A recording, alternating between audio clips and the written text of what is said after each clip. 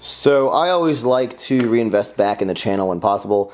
So when I was at Christian's gym in Texas, we used this mic. And it broke it. But we used this mic when we were making the grinder video, and it actually worked really, really well. So I snagged this bad boy up to hopefully improve the quality when I use this DSLR. So here it is in all its glory.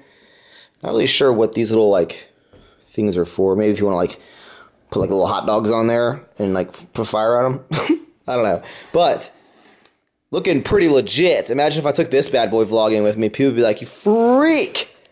So I realized that I tried to do this a couple times, this testing thing, and I didn't have the mic plugged in the back. It's plugged in really, really far. So we're going to do a little testing so you guys can hear and see if you can hear the difference. Now, this mic is going to, it's a shotgun mic, so it's going to pick up what's in front of it. So it's kind of reflecting right now. So it might sound weird because I'm behind it. It's going to be more when I'm in front of it.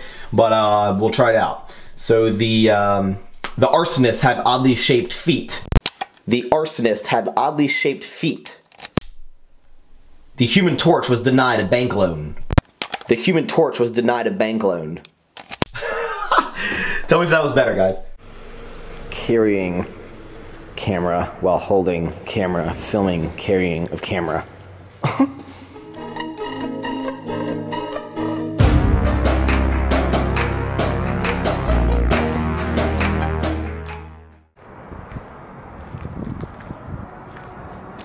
Okay.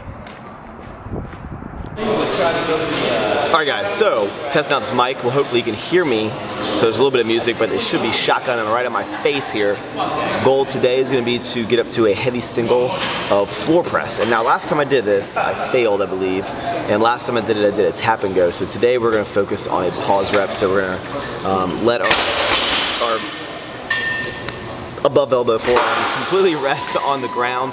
And then kind of do a pause and then explode up. Hopefully getting around 280 plus, maybe like 290.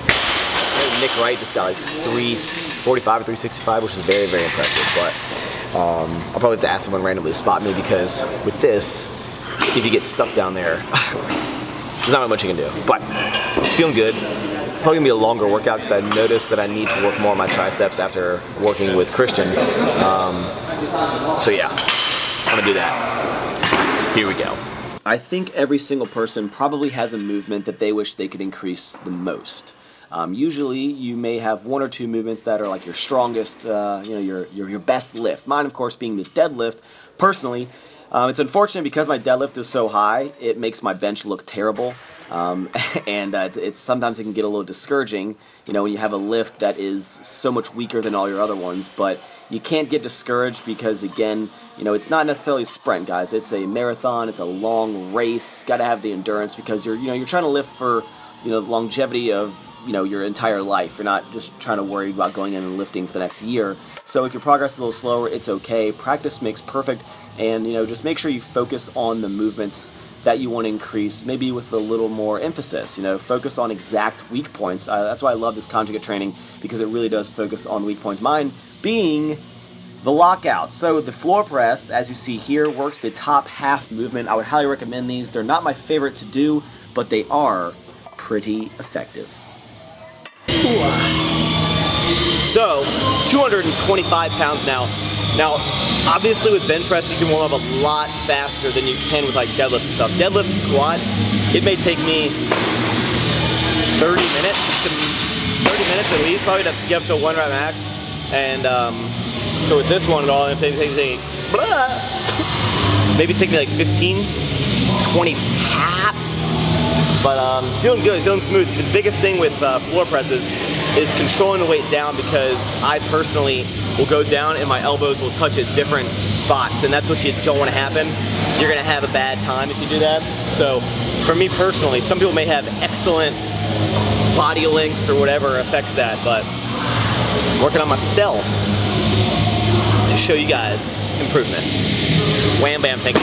Swapping out the camera lens to kind of give you some updated quality. I want you guys, maybe here's a little analogy for you, okay? And if some of y'all aren't understanding the point of this weak point training. Let's say you are a railroad technician and you're building a railroad track, and the middle of the tracks are screwed up, and you don't rebuild the entire railroad track to fix the middle, right? That would work, that would work, but it would take a long time. What you do is you go to the part where it's messed up and you specifically fix that aspect. And that's what kind of this conjugate system really does, is, you know, you're figuring out where your weak point is, and it's a lot quicker and more effective to focus on a specific weak point than to just keep doing the entire movement over and over again, and hopefully that your body just kind of overcomes these weak points. And I think that's a great aspect of training that you should all incorporate if you have not done it so far. So try it out and you may love it. Okay, so going 280 pounds right now. I'm pretty sure this is very close to my previous max, if not my exact max. So I'm still not going to get a spotter right now because I'm feeling very confident. And I'm going to have to use some of the wrist wraps that are in the gym because I forgot mine. But feeling good. Let's do it.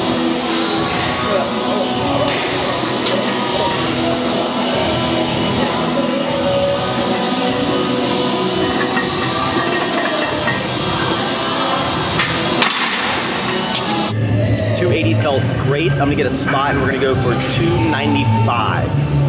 Let's kill it.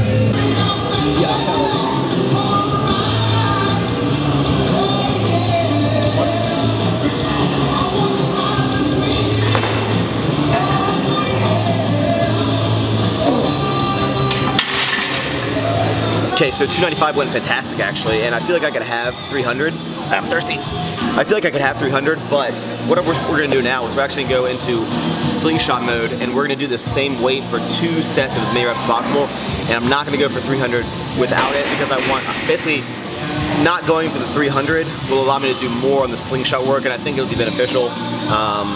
And then, you know, it's good that my max reps are going up, because that's the whole goal, is to increase the strength. I honestly think that my Texas strength was kind of a fluke. I feel like I should be able to cause 300 right now, but I'm working on it. It's the hardest movement for me to increase, and I won't stop until I get that 315 pause rep. That's gonna be exciting. So we're gonna do some slingshot work, and I'll let you watch.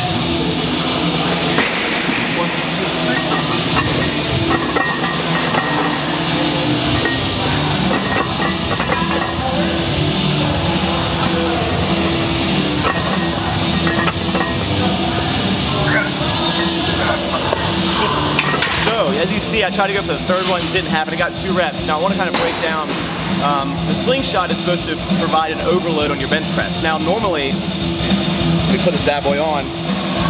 I think I had a little too high my elbows, but, and I've never done it on the floor press, and I realized quickly, wrist rack. I realized quickly that it's going to be a lot more beneficial on the regular bench. It's going to add more assistance, because with the normal bench, you're going to be able to go down the floor range of motion. With the floor press, you're only really going half the movement. So really the slingshot is going to be pretty much, probably cut in half the amount of assistance that it adds.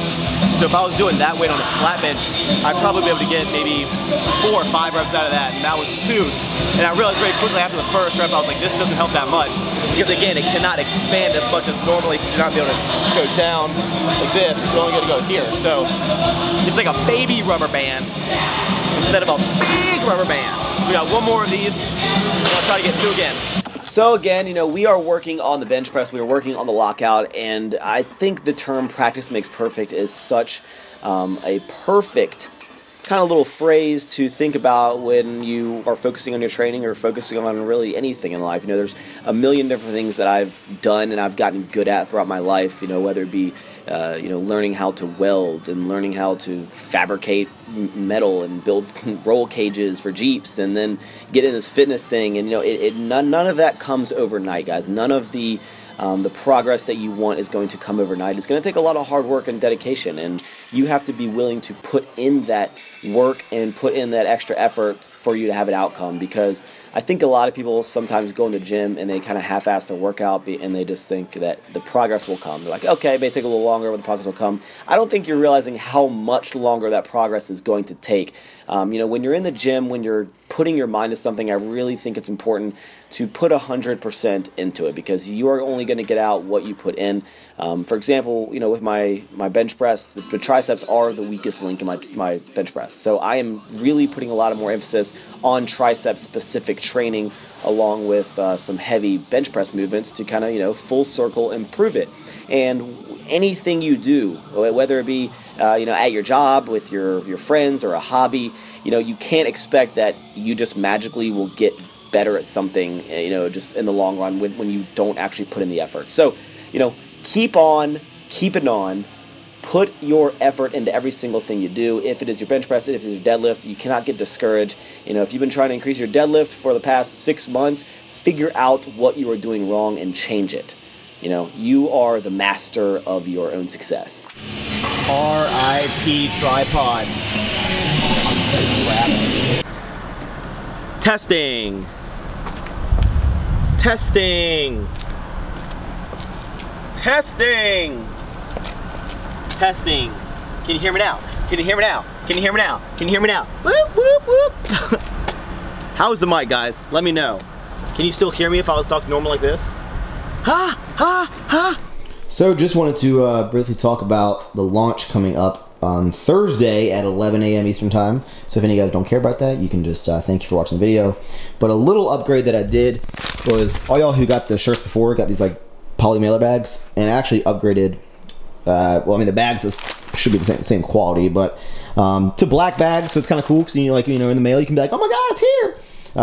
So this is something little that I do. Again, I think that it's important, like the little things that, you guys are just gonna throw this bag away, and this thing cost me way more than those, but like it's just, even though you're gonna throw it away, I think it's, you know, something cool. So also, Mark Lobiner hooked me up with a whole bunch, well, I guess not a whole bunch, but of the MTS Clash samples. So if you order more than one thing randomly, you'll get it. I can't, actually I'll probably give half to people who order more than one thing, and half, basically I'll just give, like, I'm gonna divvy them up, because there's a lot, but there's not that much. And also we got black stickers now, but really excited for it, and I hope you guys all love the stuff that come out. I updated a lot of the things. I made them a little bit longer. I made the neck ever so slightly bigger. Barely, you won't even notice it, but even slightly. But it's gonna be longer shirts, so I'm excited. I hope you guys are excited. Thank you for watching the video, and I'll see you later.